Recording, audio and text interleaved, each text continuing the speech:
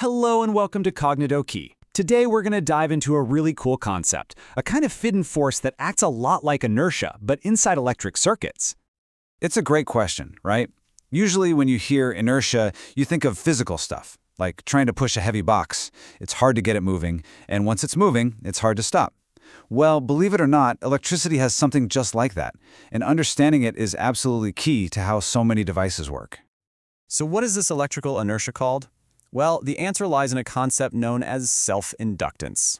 And really, at its heart, it's this property of a circuit that just doesn't like change. It pushes back against any change in the flow of electricity. Yeah, when we're talking about self-inductance, we're almost always talking about a coil of wire. And it's the coil's natural habit, you could say, to fight back, but only against change in the current. It's like its own little electrical rebellion against anything new. Okay, so how does it actually do that? Well, it's pretty clever, actually. As the current changes, it creates a magnetic field around it that's also changing. And this changing field, it creates a voltage, or what we call an electromotive force, an EMF, right back in the coil itself. So the coil is literally creating its own opposing force to fight the change. Now, this is super important to remember. Self-inductance is only a thing when the current is changing, like in an AC or alternating current circuit. If you have a nice, steady, unchanging direct current, DC, self-inductance does, well, absolutely nothing. It's basically asleep on the job. No change, no problem. All right, so we know it opposes change, but how exactly does that work? Let's break it down into two simple scenarios. It's really like a two-way street. Let's say you try to crank up the current. The induced EMF says, whoa, not so fast, and pushes back to slow down that increase. But then, if you try to lower the current, the EMF completely flips its script. It pushes forward, trying to prop the current up and stop it from dropping. So no matter which way you change it, it fights back. And this brings us to a really key point. Self-inductance isn't a brick wall. It can't just stop the change completely. It's more like hitting a patch of thick mud when you're running. It doesn't stop you, but it sure does slow you down. It just delays the change, making it happen more smoothly. And that's why the inertia analogy we started with is just so perfect. It's the exact same idea, really. Mechanical inertia resists a change in motion. Self-inductance resists a change in the flow of current. Simple as that. Okay, so we've got the concept down.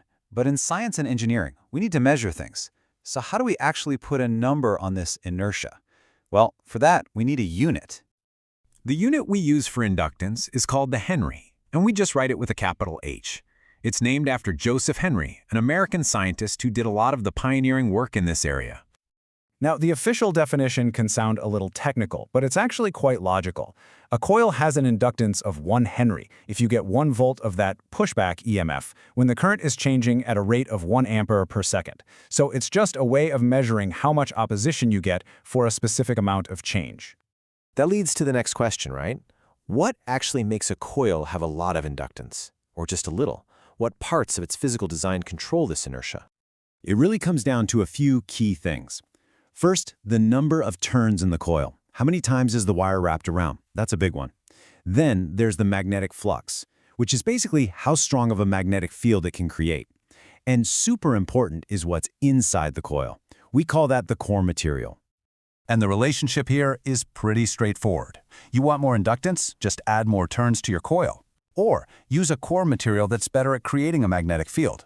More turns and a stronger flux will give you a higher inductance, which means, you guessed it, more electrical inertia. So what's the bottom line here? It's this. The bigger the inductance value in henries, the better it is at slowing down changes in current. It acts like a shock absorber for electricity, smoothing out any sudden spikes or drops. And that is an incredibly useful trick in electronics. So I'll leave you with this question to think about. Is this electrical inertia, this resistance to change, a bug or a feature? Is it something engineers are always fighting against, or is it a powerful tool they use on purpose? Well, the answer is, it's both. And that's really what makes designing circuits so fascinating.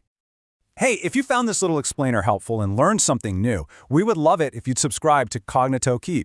And of course, please do like and share this video. Thanks so much for watching, and we'll see you in the next one.